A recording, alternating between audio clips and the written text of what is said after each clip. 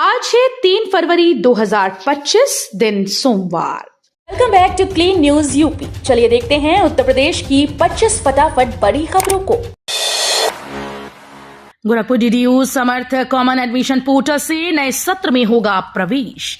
दीनदयाल उपाध्याय गोरखपुर विश्वविद्यालय में सत्र 2025-26 में समर्थ कॉमन एडमिशन पोर्टल से प्रवेश प्रक्रिया होगी।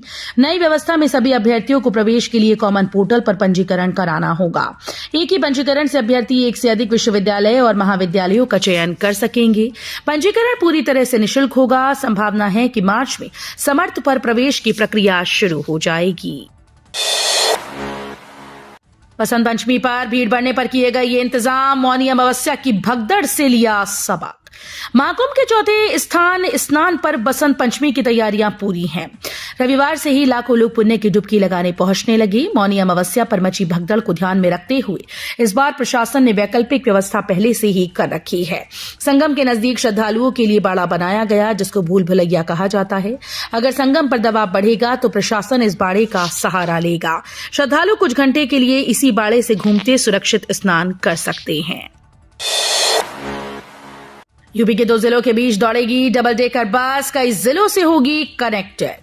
शुरुआती फेज में नई बसेस को बाराबंकी डिपो तक चलाने का प्रयास किया जा रहा है। इसके लिए रूट और अन्य विवरणों का निर्णय किया जा रहा है। वहीं ये सुविधा अयोध्या तक बढ़ाई जा सकती है अगर सब कुछ सही होता है।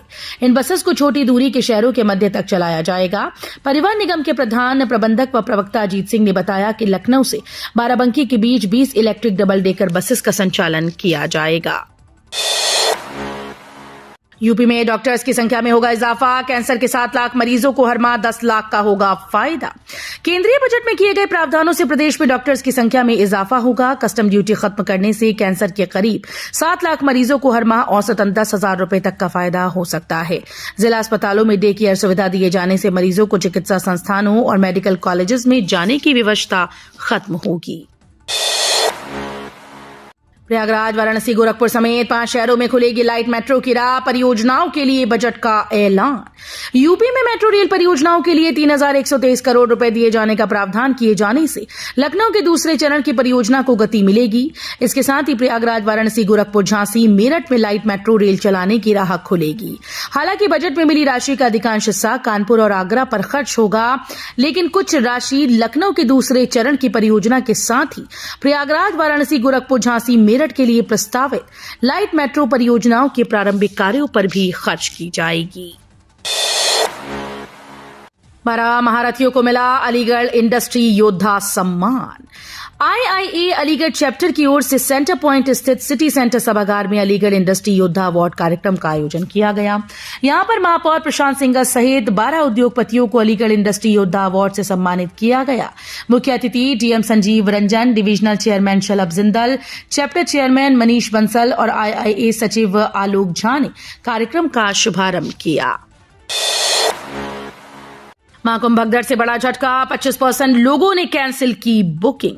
प्रयागराज महाकुंभ में भगदड़ की घटना के बाद श्रद्धालुओं की संख्या में कमी आई है। भगदड़ के बाद महाकुंभ में व्यवस्थाओं को लेकर लोगों के मन में उठ रहे सवालों के बीच पर्यटकों ने अपनी यात्रा को टाल दिया, जिसका असर यहां के होटल, रेस्टोरेंट समेत तमाम टूर एंड ट्रैवल ऑपरेटर पर भी दिखाई दे रहा है। पिछले 2 दिनों में प्रयागराज में 25% श्रद्धालुओं ने होटल की बुकिंग कैंसिल कर दी। 5 फरवरी तक सभी स्टेशन पर एकल दिया प्रवेश। आश्रय स्थल से ही यात्रियों को मिलेगा प्रवेश। महाकुंभ के तृतीय अमृत स्नान पर बसंत पंचमी के मौके पर प्रयागराज शहर के सभी रेलवे स्टेशन पर अगले 3 दिन तक यात्रियों को एकल दिशा प्रवेश होगा। आज से 5 फरवरी की रात 12 बजे तक प्रयागराज जंक्शन, छिपकी, नैनी, सूबेदारगंज, प्रयाग, रामबाग आदि रेलवे स्टेशन पर एक साइड से प्रवेश तो दूसरी तरफ से यात्रियों की निकासी होगी। यूपी के 8 लाख सरकारी कर्मचारियों को राहत।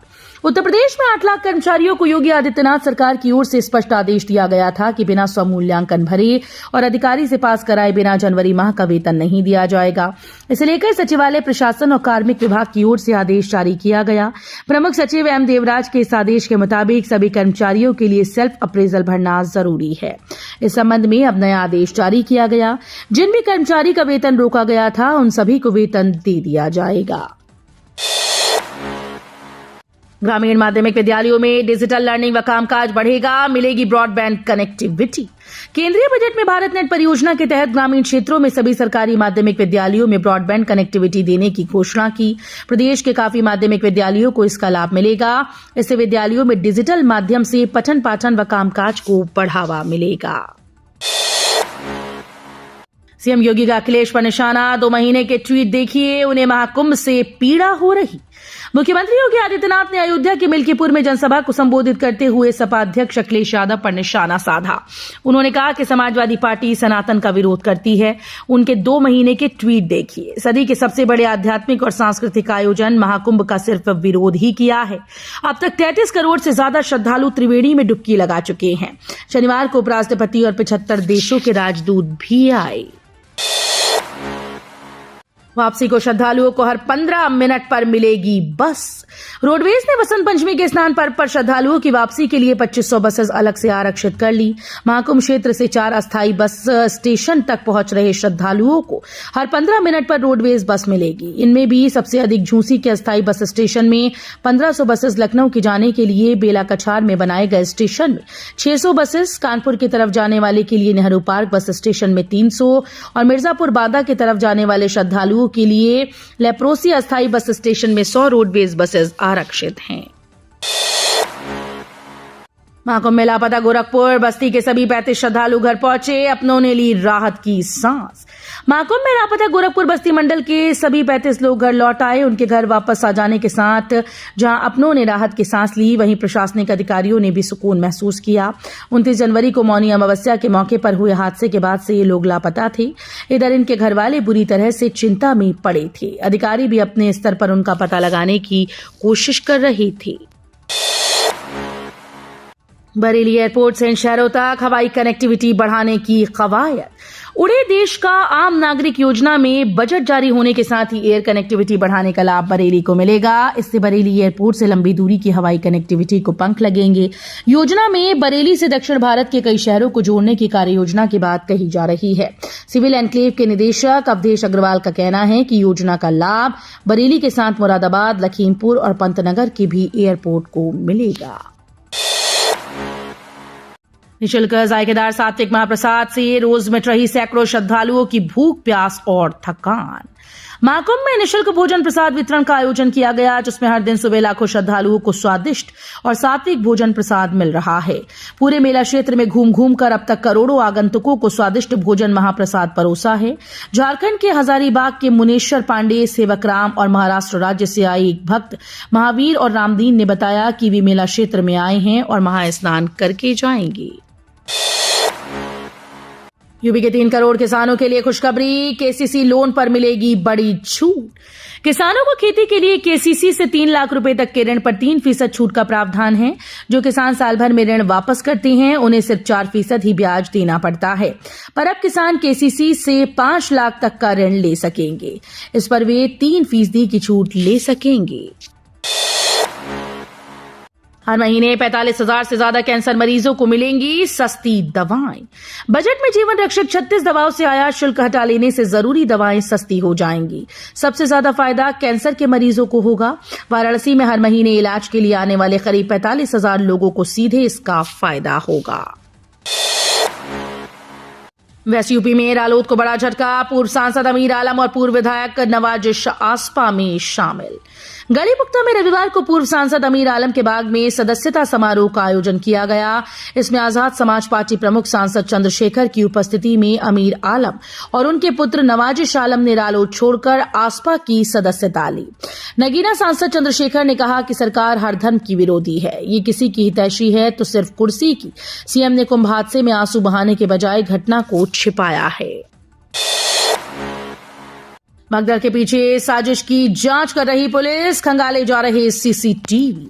महाकुंभ में मौनी अमावस्या पर हुई भगदड़ में 30 लोगों की मौत की घटना के पीछे कोई साजिश होने की आशंका जताए जाने के बाद पुलिस ने जांच शुरू कर दी। केंद्रीय खुफिया एजेंसीज के अलावा यूपी एटीएस और एसटीएफ की टीम भगदड़ कराने के जिम्मेदार माने जा रहे युवाओं के समूह को तलाश रही है। बता दें कि इस प्रकरण की जांच के लिए राज्य सरकार ने 3 सदस्यीय न्यायिक जांच आयोग का गठन भी किया। मां विंध्यवासिनी की संध्या रात्रि की आरती का समय बदलेगा। मां विंध्यवासिनी की मंगला आरती के बाद अब शाम और रात की आरती का समय भी बदला जाएगा। पंडा समाज के कार्यालय में हुई आम सभा में तय हुआ कि संध्या आरती शाम 6:30 से 7:30 बजे और शयन आरती रात 11 से 12 बजे होगी। इसका प्रस्ताव विंध्य विकास परिषद को भेज दिया गया। सेना में और ज्यादा हैवी ड्यूटी ड्रोन को शामिल करने का प्लान, सर्विलांस और स्ट्राइक मिशन को मिलेगी ताकत। भारतीय सेना अपनी ड्रोन क्षमता को बढ़ाने की तैयारी में है। इसके लिए खासतौर से ISR यानी इंटेलिजेंस, सर्विलांस, रेकी और सटीक हमलों के लिए ज्यादा ताकतवर ड्रोन शामिल करेगी। रूस, यूक्रेन और आर्मेनिया, अजरबैजान की लड़ाई ने मॉडर्न जंग में ड्रोन की अहमियत को दर्शाया है। सेना अब 1000 किलोमीटर से ज्यादा रेंज, 30,000 फीट से ज्यादा ऊंचाई और 24 घंटे से अधिक उड़ान भरने वाले ड्रोन चाहती है।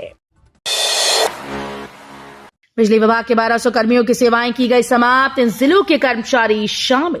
मध्यांचल निगम ने आदेश जारी किया है कि 55 साल की उम्र पूरी कर चुके कुशल और अकुशल संविदा कर्मियों से बिजली लाइन का काम न किया जाए। इस आदेश पर रविवार को ही अमल हो गया और अनुमानित 1200 संविदा कर्मियों की सेवा समाप्त हो गई। संविदा यूनियन के मुताबिक इसमें 1000 कर्मी मध्यांचल निगम के रायबरेली, उन्नाव, हरदोई, सीतापुर, लखीमपुर, बाराबंकी, अंबेडकर नगर, बहराइच, गोंडा, बलरामपुर, श्रावस्ती, सुल्तानपुर, अमेठी, शाहजहांपुर, बरेली, बदायूं, पीलीभीत जिलों में और 200 लखनऊ में कार्यरत हैं। नए अधिकारियों को सौंपी गई अहम जिम्मेदारी, 6 चरणों में लागू होगी सुरक्षा की व्यवस्था। वसंत पंचमी के अमृत स्नान पर्व को लेकर महाकुंभ प्रशासन ने महाकुंभ क्षेत्र में आवागमन और भीड़ को एक जगह जमा होने से रोकने के लिए विशेष योजना बनाई है। मुख्यमंत्री योगी आदित्यनाथ के निर्देश पर इसमें नए अधिकारियों की जिम्मेदारी और नए सिरे से पुलिस बल का डिप्लॉयमेंट भी शामिल है। वसंत पंचमी के दिन स्नान पर्व को देखते हुए महाकुंभ प्रशासन ने पुलिस के डिप्लॉयमेंट प्लान में सुदृढ़ीकरण के लिए 6 चरणों की विशेष योजना तैयार की है। भारत के वर्ल्ड कप जीतने पर पीएम मोदी ने दी बधाई। भारतीय महिला टीम द्वारा अंडर-19 वर्ल्ड कप का खिताब जीतने पर पीएम मोदी ने बधाई दी। पीएम ने लिखा, हमें अपनी नारी शक्ति पर बहुत गर्व है। अंडर-19 T20 वर्ल्ड कप 2025 जीतने वाली भारतीय टीम को बधाई। ये जीत हमारी शानदार टीम वर्क के साथ साथ दृढ़ संकल्प और धैर्य का परिणाम है। ये जीत आने वाले दिनों में कई एथलीट को प्रेरित करेगा। बहरहाल भारतीय टीम को उनके भविष्य के प्रयासों के लिए मेरी शुभकामनाएं। दिल्ली समेत यूपी के 17 जिलों में यमुना का डूब क्षेत्र घोषित। केंद्रीय जल आयोग ने दिल्ली समेत उत्तर प्रदेश के 17 जिलों में यमुना नदी का डूब क्षेत्र घोषित कर दिया। आयोग ने इसकी विस्तृत रिपोर्ट नेशनल ग्रीन ट्रिब्यूनल को सौंप दी है। इसकी अधिसूचना जारी की गई। अब डूब क्षेत्र के संबंध में सुप्रीम कोर्ट के सभी आदेश अत्यधिक प्रभावी हो जाएंगे। यमुना का डूब क्षेत्र निर्धारित करने के लिए एनजीटी में लंबे समय से 2 याचिकाओं की सुनवाई चल रही थी। तो ये थी आज की 25 फटाफट बड़ी खबरें। अगर आपको न्यूज पसंद आई हो तो वीडियो को लाइक और शेयर जरूर करें। धन्यवाद।